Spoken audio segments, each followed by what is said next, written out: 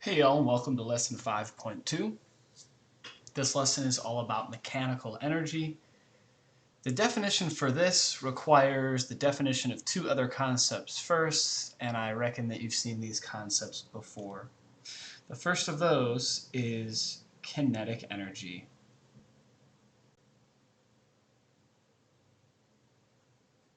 You probably defined this in 8th grade as energy of motion. That's the definition we're going to use too, but we're actually going to bring some mathematics into it as well. So kinetic energy in our class is the energy of an object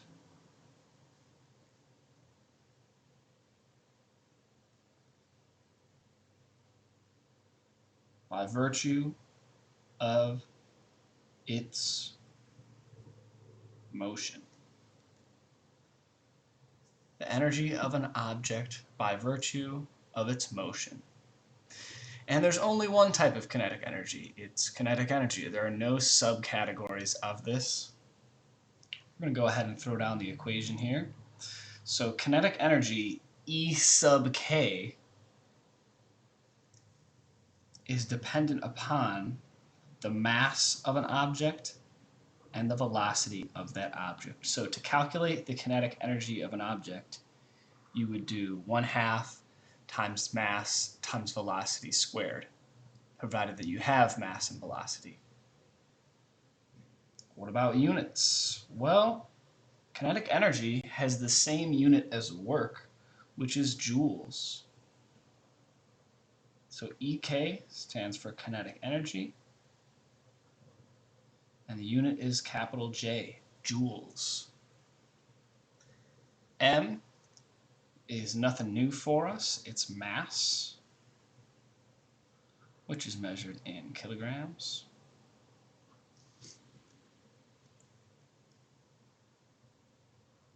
And velocity, which is measured in meters per second.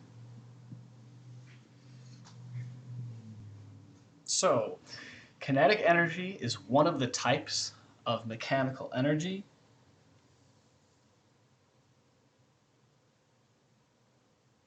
And the second type that we'll discuss today is potential energy. So, very often this is referred to as energy that is stored in some way or another.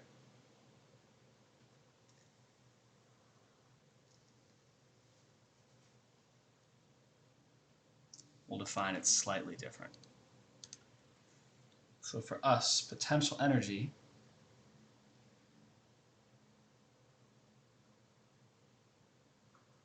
it's the energy of an object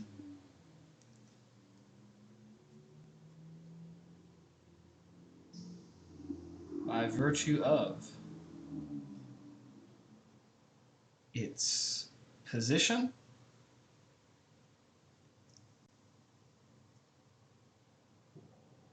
or shape.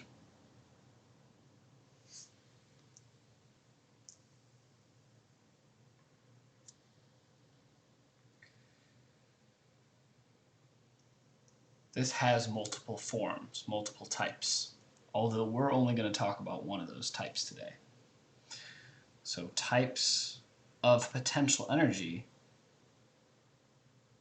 include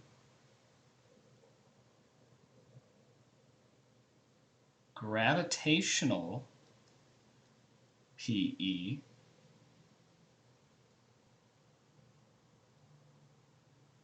electric PE, and elastic PE. Potential energy is the energy of an object by virtue of its position or its shape. The types of potential energy are gravitational, electric, and elastic. So this whole idea of by virtue of or by consequence of What I mean is that if you locate an object in a specific spot, it's going to have more or less energy based on where you put it. A boulder laying on the ground has no potential energy, but if you raise that boulder up, it has a lot more potential energy. So objects that are higher in position have a lot of gravitational potential energy. Also in an electric field, if you raise an electron up in an electric field, that electric field can pull it down and make it move fast, so it's more energy stored. This idea of shape comes into play with springs and just anything that's deformable. So a spring, for example, if you compress it, you compress the shape of that spring, all of a sudden it has the ability to go flying off in a form of kinetic energy. So potential energy is basically kinetic energy that's stored. If you put something in a specific spot, or if you change the shape of that object, does it allow that object to later have kinetic energy? Then it is potential energy. So the definitions here are a little complicated, but basically the only two things to remember are velocity and height. If something has a lot of velocity, or if something has a lot of velocity, it has a lot of kinetic energy. If something is very high up, it has a lot of potential energy. Because the only type of potential energy we're going to calculate today is the gravitational type. So when I say potential energy, technically I'm talking about gravitational potential energy. That's the only one we're going to refer to for a little while. We might introduce the other types later, but for now this is it. So EG is energy of the gravitational type. EG is gravitational potential energy. Gravitational potential energy. Capital J is the unit. M is mass yet again.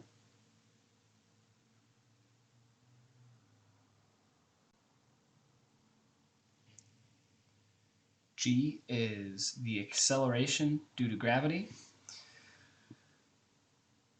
So I'll just write G equals 9.8 meters per second squared on Earth. That's kind of a cool concept. If you take that boulder that I was talking about, you take that boulder to the moon, it's going to have less potential energy because you can't use 9.8 on the moon. It's more like 1.7. If you take the same boulder to the sun, this value of G is way larger, so it'll have more potential energy. But we're almost always going to use this. And then H is that concept of position. Simply put, it's height. How high off the ground is this object? If the object is on the ground, H is 0, so there is no potential energy. If the object is far above the ground, H is very large, so EG will be large as well. So I wouldn't get too hung up on the linguistic definitions here. Mostly look at the equations. You're going to want to memorize these two because they're really simple. They're only 3 letters each. 1/2 mv squared is kinetic energy, and mgh is potential energy. But what's the point of the lesson? Today, we want to look at mechanical energy, which is a combination of these two things. So mechanical energy is the total energy that an object has based on its position and its speed, but we'll put that in a simpler fashion.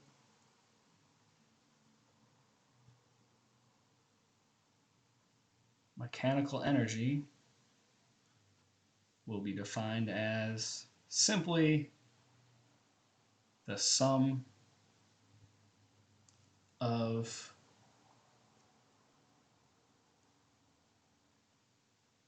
an object's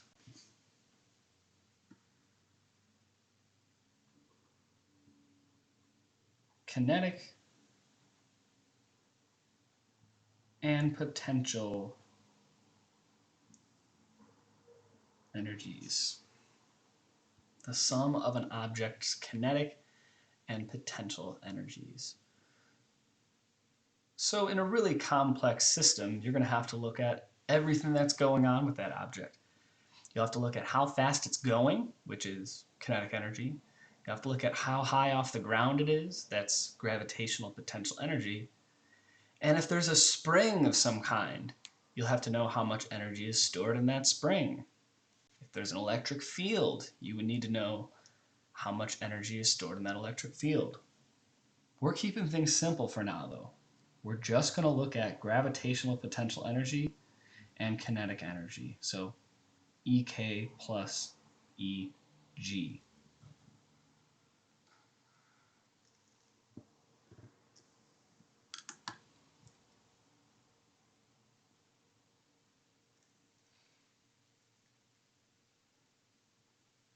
So E stands for mechanical energy.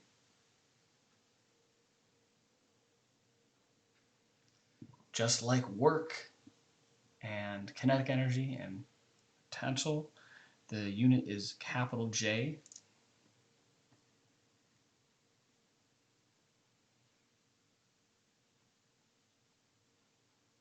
And here's two repeats. Kinetic energy,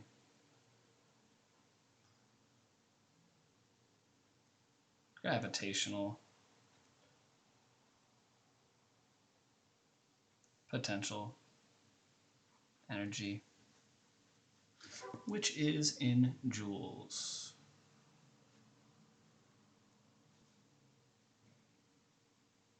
So that's all of our definitions for the day. Note that you can plug in these equations to this equation down here. So this can be 1/2 mv squared, and this can be mgh. We'll see an example of that right now.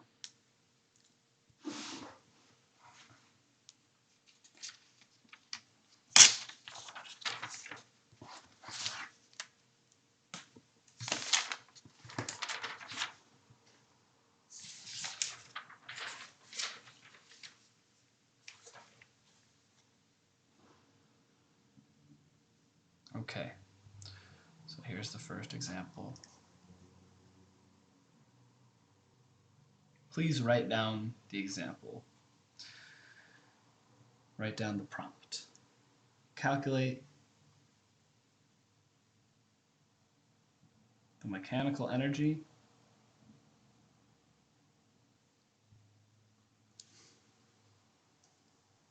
of a 250 kilogram boulder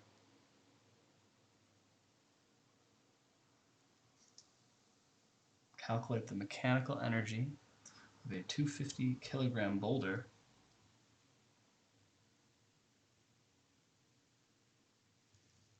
that has a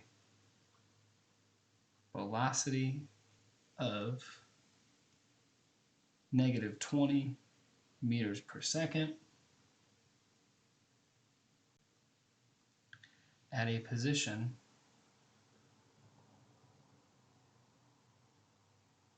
(12 meters) above the ground. Calculate the mechanical energy of a 250 kilogram boulder that has a velocity of -20 at a position 12 meters above the ground.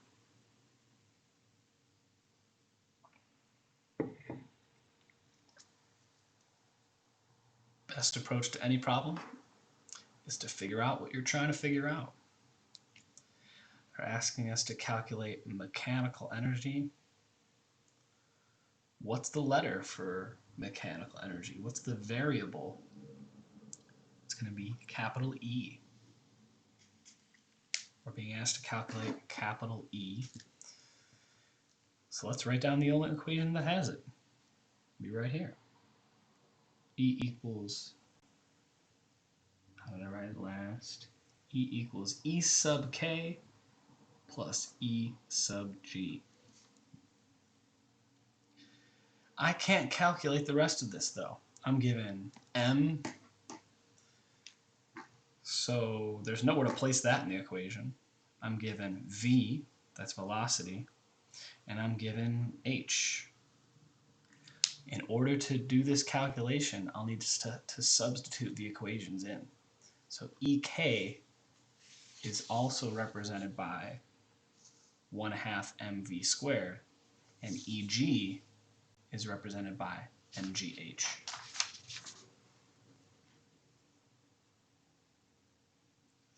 So E is 1/2 mv squared plus mgh. All of a sudden, I have a perfectly solvable equation.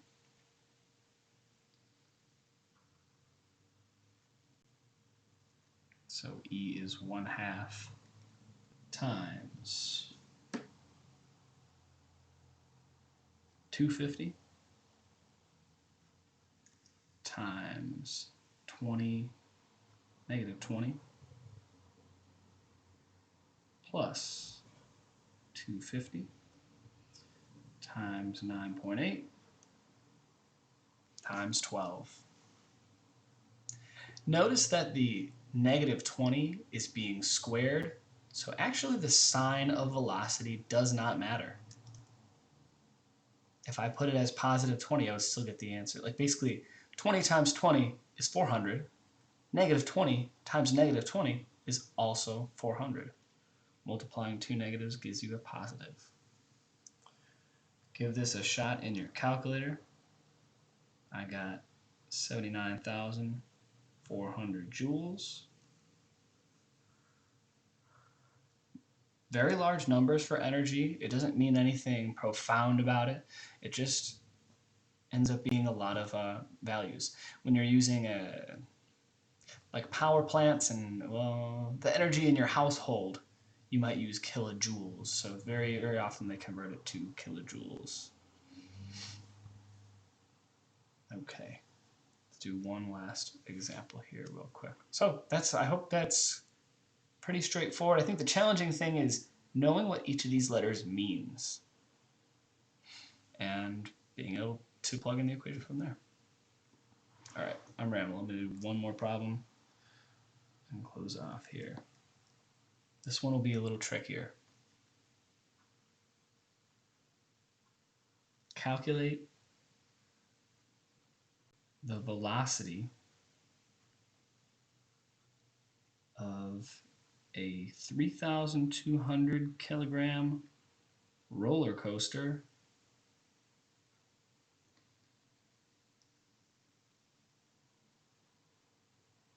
if its mechanical energy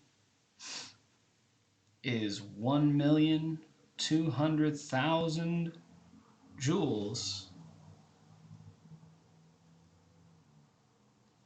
and its potential energy is 300,000 joules. Calculate the velocity of a 3,200 kilogram roller coaster if its mechanical energy is 1,200,000 joules and its potential energy is 300,000 joules. Let's start with that same equation. They've given us mechanical energy, so the mechanical energy equation must be useful in some way.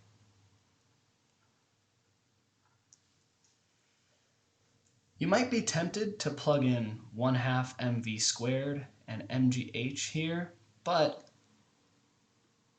not so fast.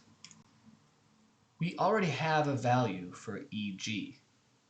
Let's go through it again real quick. Calculate the velocity. Okay, we're trying to get V. This is m, because it's in kilograms. The mechanical energy is 1,200,000 joules. So I have a number for this right here. That's great. And its potential energy is 300,000 joules. So I already have a number for EG. There's no need to plug in MGH because I'll just plug in 300,000 directly for that EG right there. We will, however, plug in 1/2 mv squared. Here's why. E equals 1/2 mv squared plus EG. Now that I've plugged in 1/2 mv squared, I can calculate velocity. So we have numbers for E, M, and EG. All we've got to do is plug them in and solve. I'm actually going to solve symbolically first. So we'll subtract. Here's the 3 steps. I'll just go over them verbally. To solve for V, you subtract EG on both sides. Then you multiply both sides by 2 to cancel out this 1/2. Then you divide by M. And there's actually a 4th step, a square root. I'm just trying to save everybody some time, so if you want to go over those 4 steps on your own, feel free. But here's what you end up with when you do that. Again, those 4 steps are subtract EG on both sides, multiply both sides by 2, divide both sides by M, and then square root both sides. When we plug in the numbers,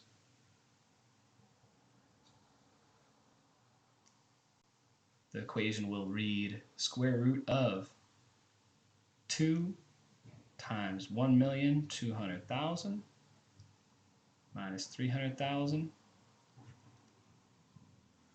over 3,200. So when we put that in a calculator, we'll get 23.7, which is like 50 miles per hour. Wicked fast. So the star of the day is this equation here. E equals EK plus EG. But you got to be careful. You don't always plug in values. You plug them in based on what's given. We'll do some practice with this, so don't stress out about it. I will see y'all soon.